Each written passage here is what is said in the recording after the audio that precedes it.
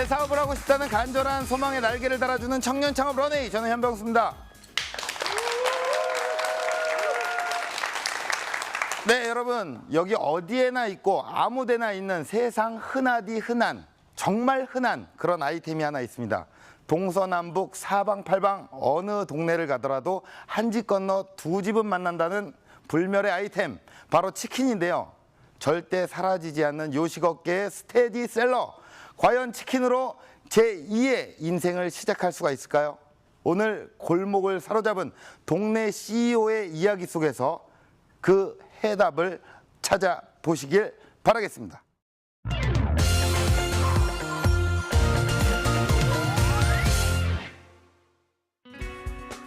뜨거운 기름 속에서 목욕지기를 마치고 나온 대한민국 간판 먹거리 치킨. 고소한 향, 아삭한 식감, 노르스름한 빛깔까지 존재만으로 사람들의 시선을 사로잡습니다. 힘겨운 일과를 마친 직장인들의 퇴근길을 절로 멈추게 만드는데요. 그때 그 시절 월급 봉투 두둑이 받은 아버지의 손에 들려있던 통닭 한 마리의 기억. 사람들에게 추억의 맛을 파는 이 남자에게는 숨겨진 이야기가 있습니다. 수없이 많이 도전했지만 번번이 좌절해야 했던 젊은 날의 기억. 하지만 젊음의 패기와 뜨거운 열정 하나로 결코 지치는 법이 없었는데요. 그렇게 승합차 한 대에 간이 천막을 싣고 다니며 시작한 치킨 노점상. 생닭과 깨끗한 기름을 사용하며 동네 상권 공략에 나섰는데요. 가장 치열한 치킨 시장에서 당당하게 골목을 사로잡은 한 남자의 열정 스토리. 대한민국 치킨 업계를 뒤흔든 골목대장 김영재 대표를 만나봅니다. 치킨으로 골목을 평정한 성공 스토리가 지금 시작됩니다.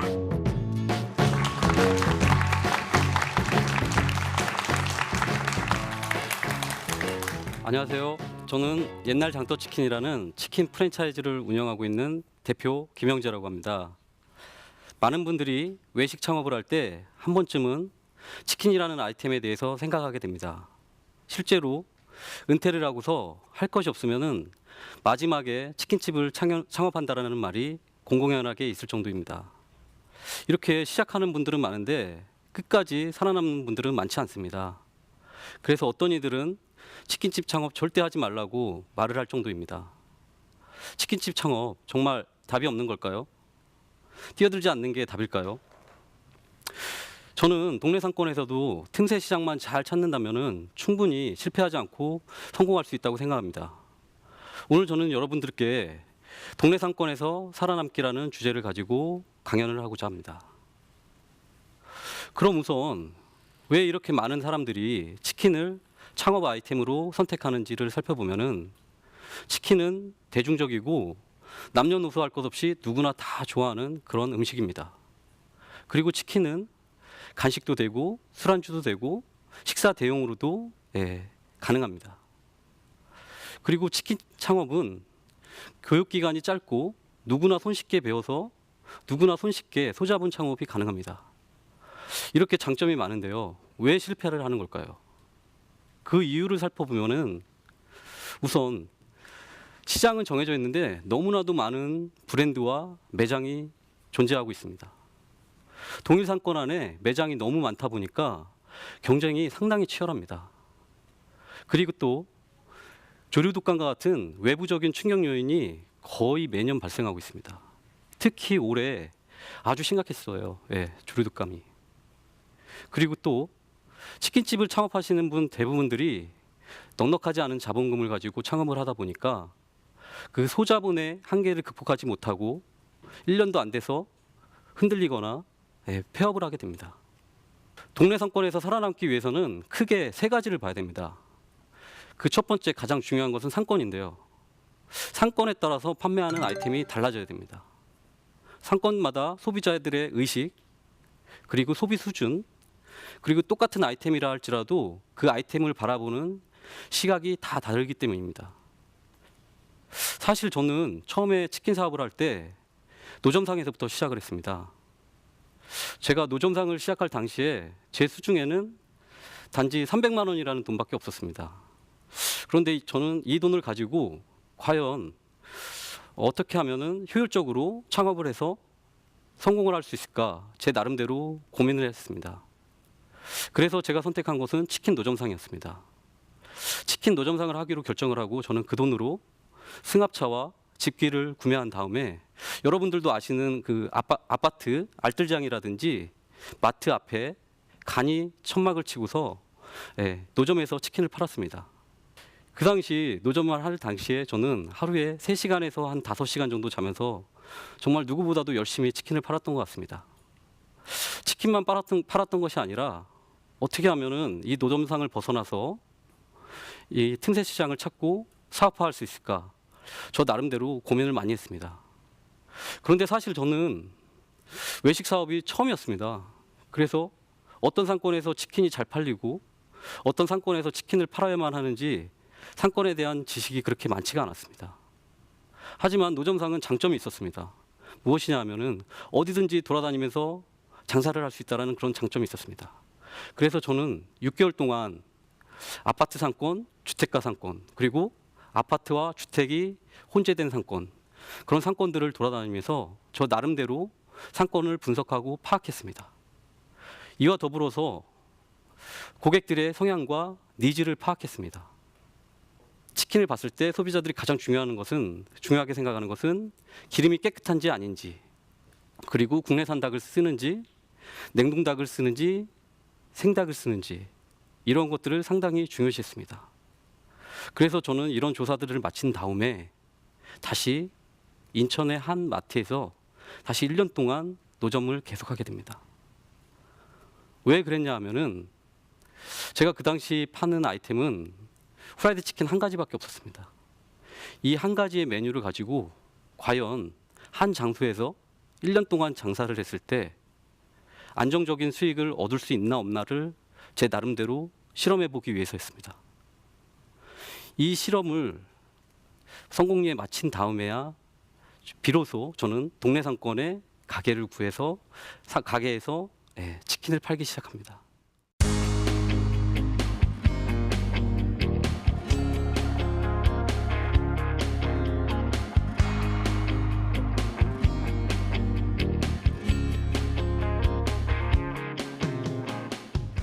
많은 자영업자분들은 그렇게 자금이 넉넉하지가 못합니다. 그렇기 때문에 그분들이 실질적으로 들어갈 수 있는 상권은 동네 상권, 즉 C급 상권이 대부분 주류를 이룹니다. 이 C급 상권의 한계를 어떻게 극복할까? 제가 노점을 하면서 터득한 노하우가 있다면은 그 보행 동선을 보는 눈이었습니다. 모든 동네에는 길목이 있습니다. 출퇴근길, 등하굣길에 반드시 지나쳐야만 하는 그런 길. 그런 보행 동선상에 매장이 입지하고 있다면은 최소한 하루에 한 번 이상은 소비자들에게 시각적으로 어필을 할 수 있게 됩니다. 시각적으로 이렇게 어필을 할 수 있게 되면은 아무래도 제품을 판매할 수 있는 확률이 높아지게 됩니다. 그렇기 때문에 동네 상권에서 창업을 하고자 하시는 분들은 이 보행 동선을 철저하게 분석하고 파악하신 후에 창업을 하시면은 보다 안정적으로 창업을 할 수 있지 않나 생각됩니다. 동네 상권에서 살아남기 위한 두 번째 요소는 무엇을 파는가입니다. 동네 상권에는 그 목적이 주거의 목적이 강하기 때문에 그 목적에 맞는 아이템을 선정하고 가격 경쟁력이 있게 저렴하게 판매를 해야 됩니다. 가격 경쟁력 외에도 소비자들을 끌어들일 수 있는 뚜렷한 흡입 요인, 즉 뚜렷한 컨셉이 있어야 됩니다.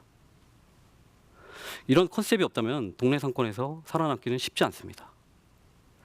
그래서 제가 생각했던 컨셉은 추억이었습니다. 추억을 팔아보자.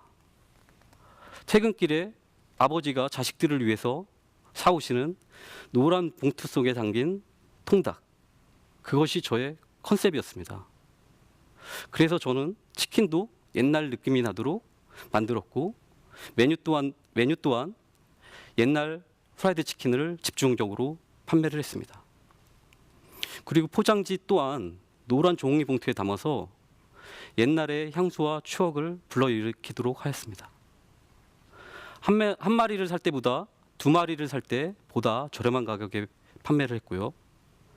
본 재료 치킨 외에 포장지라든지 기타 부자재들은 철저하게 원가 절감을 했습니다.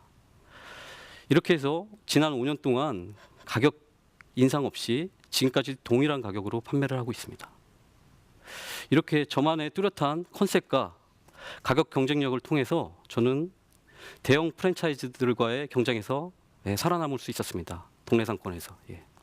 동네 상권에서 살아남기 위한 마지막 요소는 1인이 커버할 수 있는 구조를 만드는 것입니다. 영업 인원에 대한 계획은 상당히 중요합니다. 더군다나 치킨 매장 같은 경우는 인건비가 바로 수익과 연결되기 때문입니다. 치킨집을 창업하시는 분들의 유형을 살펴보면 대부분이 30, 40대 부부 창업, 그리고 은퇴자 창업이 주를 이룹니다. 이분들이 치킨 매장에 쏟을 수 있는 노동력은 1명 내지는 1.5명이 대부분입니다. 그래서 제가 선택한 구조는 배달을 하지 않는 1인 창업, 즉 테이크아웃형 매장이었습니다. 아마도 테이크아웃형 매장에서 2마리 옛날 치킨을 판매한 최초의 프랜차이즈가 아닌가 생각합니다. 배달을 하게 되면은 아무래도 배달원을 추가로 써야 됩니다. 배달 관련 사업을 해보신 분들은 아시겠지만 배달원은 구하기도 쉽지 않고 관리 또한 쉽지 않습니다. 그리고 만에 하나 배달원이 사고라도 난다면은 자영업자 입장에서는 큰 리스크가 아닐 수 없습니다. 메뉴 또한 마찬가지입니다. 메뉴가 많다고 해서 장사가 잘 될까요? 절대 그렇지 않습니다. 어차피 주로 팔리는 메뉴는 한정적입니다. 그렇기 때문에 1인이 커버할 수 있는 적정 가짓수의 메뉴를 구성하는 것이 중요합니다. 매장의 크기와 테이블의 개수 또한 1인이 커버할 수 있는 적정 크기와 테이블의 개수를 갖추는 것이 중요하다고 할 수 있습니다. 이런 매장에 관한 전반적인 구성을 1인이 커버할 수 있는 그런 형태를 만드셔야지만 동네 상권에서 살아남을 수가 있다고 생각합니다. 동네 상권에 매장이 생기면은 그 인근에 거주하는 소비자분들은 호기심이라도 반드시 한 번은 방문하게 돼 있습니다. 그런데 이 방문이 일회성으로 끝나고 재구매가 이루어지지 않는다면은 동네 상권에서 살아남기는 쉽지 않습니다. 재구매를 하기 위해서는 맛만 있다고 해서 되는 것이 아닙니다. 맛 이외에도 플러스 알파가 있어야 됩니다. 그 플러스 알파는 친절함입니다. 동네 상권에서는 정말로 친절하셔야 됩니다. 동네 상권만큼 입소문이 빠른 지역은 없습니다. 장사는 서비스를 판매하는 것입니다. 고객을 대하는 태도, 인사, 그리고 얼굴의 인상, 그리고 청결함, 이런 전반적인 요소들이 갖춰졌을 때 동네 상권에서 실패하지 않고 살아남을 수 있다고 저는 생각합니다. 제가 마지막으로 당부드리고 싶은 말이 있는데, 그것은 창업하고자 하는 아이템이 있다면은 창업하기 전에 반드시 경험하시라는 것입니다. 많은 창업자분들이 머리로만 생각하시고 직접 몸으로 부딪히려고 하지 않습니다.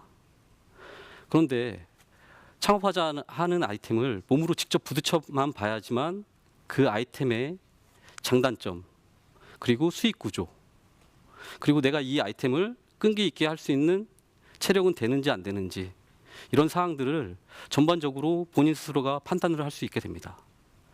그 연후에 창업을 하셔도 늦지 않습니다. 창업은 누구나 할 수 있습니다. 그런데 누구나 성공할 수는 없습니다. 이런 경험을 통해서 성공 확률을 높이시기 바랍니다. 여러분들이 미래를 바꾸고자 하신다면 행동하셔야 됩니다. 행동하지 않는데 여러분들의 미래는 절대 바뀌지 않습니다. 적극적으로 실천하시고 행동하신다면 반드시 성공하시리라 생각합니다.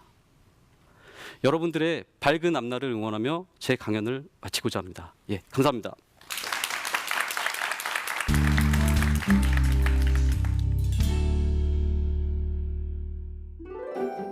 동네 상권에서 살아남는 방법.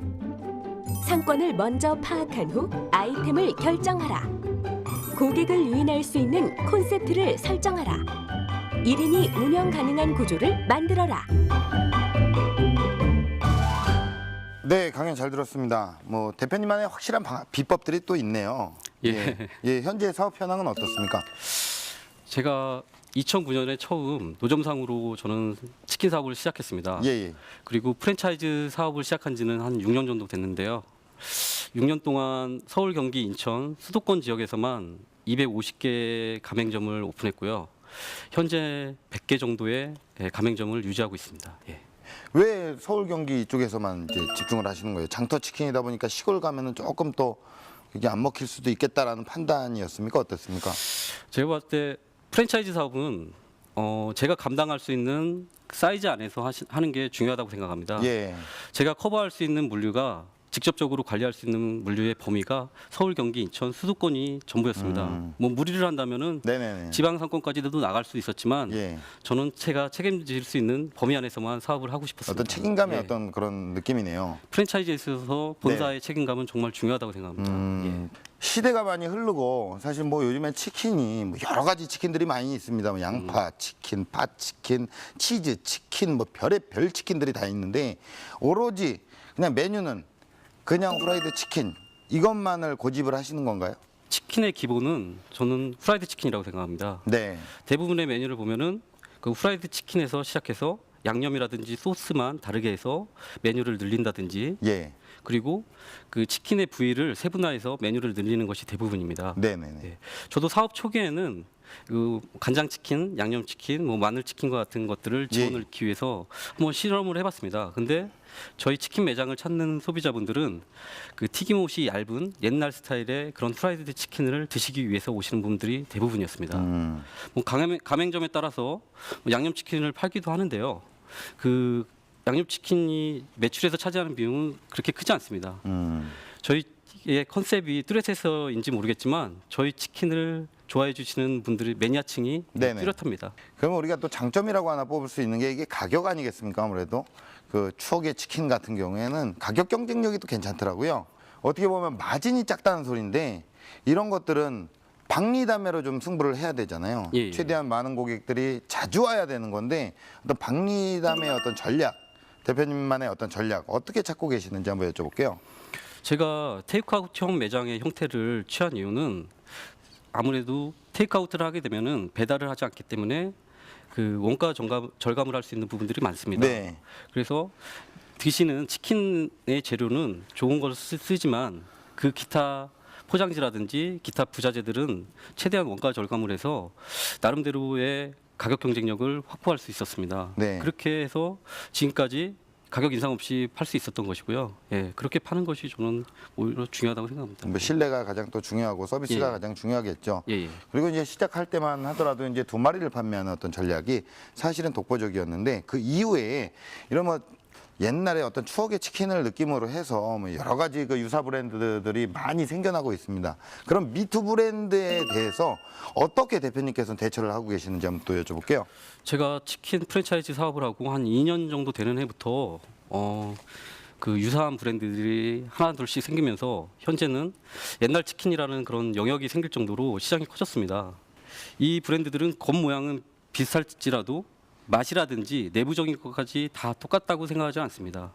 이런 외부적인 영향이 있을 때 오히려 나의 장점을 내세워서 이거 헤쳐나가는 것이 오히려 더 중요한 것이 아닌가 생각합니다. 예. 예. 그래서 제가 선택했던 것은 퍼포먼스라든지 보다 친절하게 한다든지 닭을 진열하는 방식을 좀 더 소비자들에게 어필할 수 있는 방법을 예. 찾는다든지 이런 진열까지 식으로 또, 예, 예. 나름대로 신경을 썼습니다. 퍼포먼스는 어떻게 신경 써야 되나요? 아무래도 전면에 저희는 조리대가 있기 때문에 예. 소비자들이 치킨을 조리하는 전 과정을 눈으로 직접 확인하고 예. 볼 수가 있습니다. 음. 그렇기 때문에 소비자 입장에서도 아무래도 믿고 더 드실 수 있고 예. 이런 손질하는 것 자체가 예. 흥미로울 수도 있습니다. 예. 그리고 이제 골목을 사로잡을 수 있었던 비결 중에 하나가 뭐니 해도 이제 저는 이제 노점상을 하시면서 체득했던 어떤 상권 분석이 아닐까라는 생각을 합니다.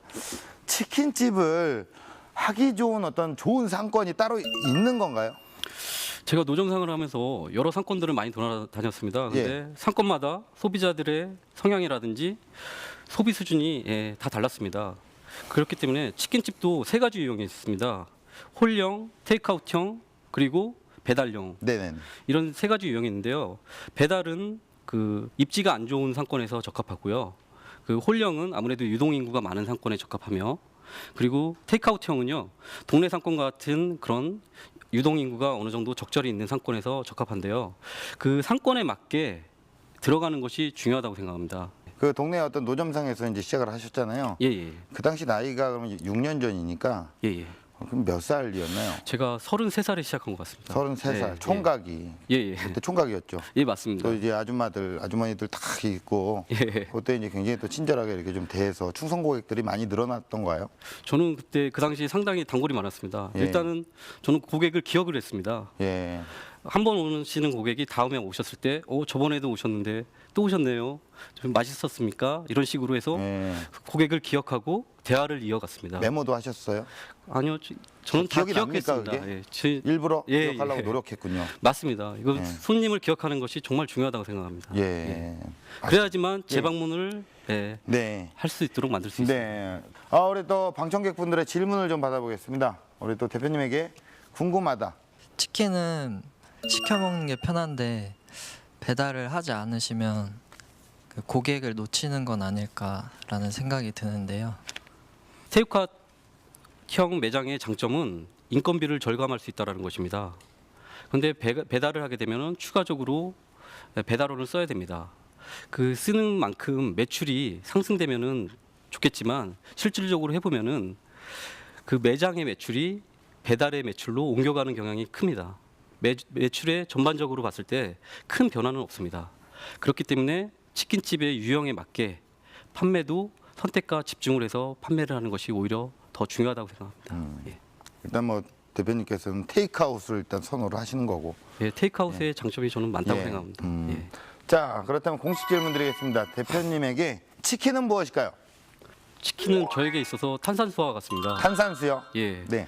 제가 치킨 사업을 하기 전에 뭐 이것저것 여러 가지 사업을 했었습니다. 근데 생각처럼 잘 되지는 않았습니다. 근데 치킨이라는 아이템을 만난 다음에 탄산수처럼 시원하게 일들이 잘 풀리기 시작했습니다. 그래서 치킨은 저에게 탄산수와 같습니다. 대표님이 꿈꿔나가실 나의 미래의 모습, 런웨이 어떤 모습일까요? 가맹점을 많이 하는 그런 프랜차이즈가 되는 것도 좋겠지만 저는 그보다는 오래가는 그런 브랜드가 됐으면 합니다.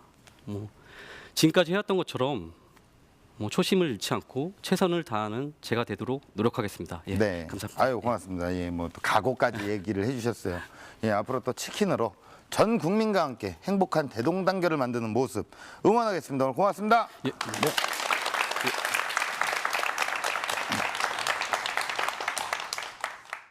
네, 흔히 성공과 실패는 종이 한 장의 차이라고 하죠. 대박과 쪽박 역시 아주 작은 행동으로 결정된다는 것. 바로 그것 아닐까요? 미래를 바꾸고 싶다면 더는 주저하지 마십시오. 행동하고 실천하는 여러분의 도전을 응원합니다. 청년 창업 런웨이였습니다. 고맙습니다.